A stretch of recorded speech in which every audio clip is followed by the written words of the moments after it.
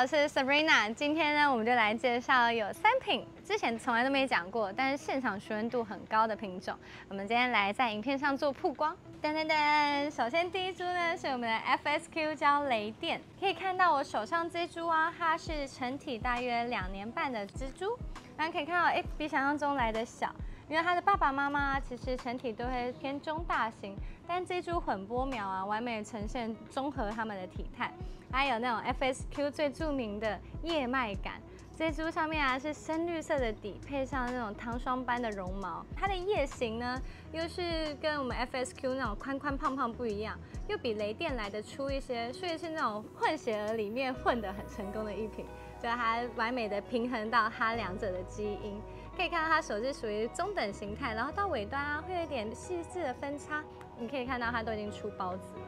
对，整体啊，我觉得会比 Hakuna Matata 类似形态的感觉，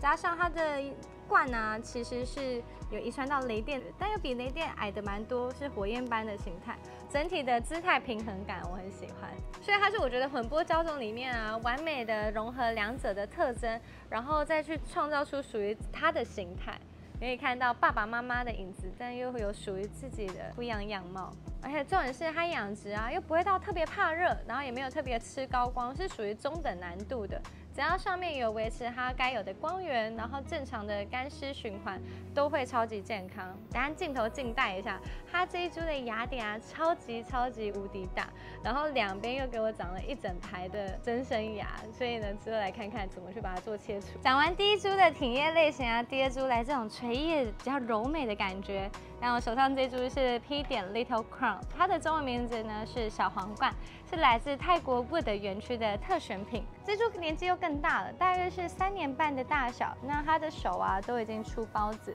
可以看到它这一株其实手的形态啊，并不会到非常的长。今天都是介绍属于这种中小，好像现在都市化的空间都不能介绍那种太大的品种。那这株也是一直都很漂亮。 我也是之前都有点冷略它了，都没有介绍到它。今天赶快给它一个舞台。小皇冠这一品啊，其实孢子苗里面出了很多有名的个体，大家可以上网上查，它讲那种侏儒类型的啊，各式各样。那这株我觉得它也展现出它独有的特色。其实这一株啊，它比我预想之中还来得更加白皙。我那时候在它亚成的时候，看到它这个绒毛啊密度其实非常的厚，所以我就给它放在比较高光的位置。 结果在高光下，它经过1年也都没有畸形叶，所以可以看得出来，它很适合再给它补灯比较强烈的地方，形态又会更加的明显。尤其是它到了这一轮手啊，开始长孢子的时候，我还蛮惊喜的，因为它的手比我想象中来的更短，然后它是属于那种手长出来，然后是像短叉的感觉，叉不会到非常的长。我觉得短叉又有一种不一样的美感，是因为孢子成熟会带一点微卷，所以会很像小翅膀。这一株的养殖方式啊，其实跟我们大部分植株是一样的，但是它有一个特点就是呢，光线可以再给它更长一些。第3株来到一品比较特别的是我们 P. EBD1。 它是一品评价很2级的植株，是因为啊，我每次发它，意外得到很多没有回复过的网友们会说它很美，然后也会收到一些人回复说怎么觉得这株怪怪的，但是呢，我觉得这就是它的特点之处，它是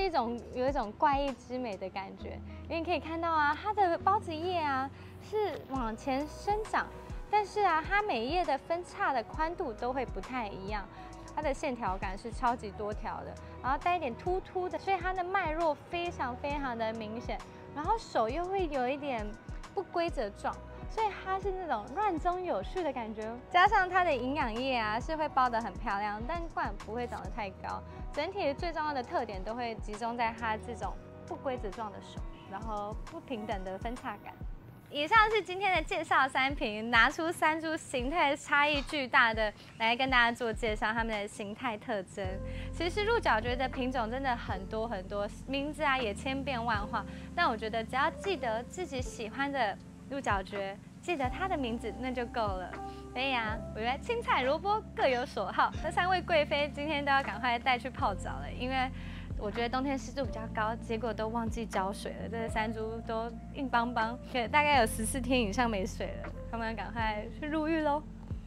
那我们下一期再见，拜拜。这次12月我们有推出入角蕨的圣诞礼盒，如果大家交换礼物不知道买什么的时候呢，身为挚友们的最爱可以考虑看看。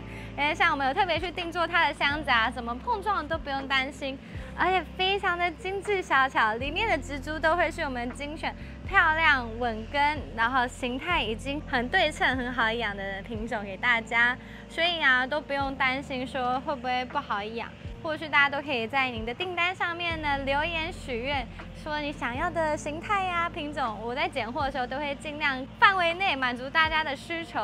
大家都可以到我们官网去看看这次不一样的档期。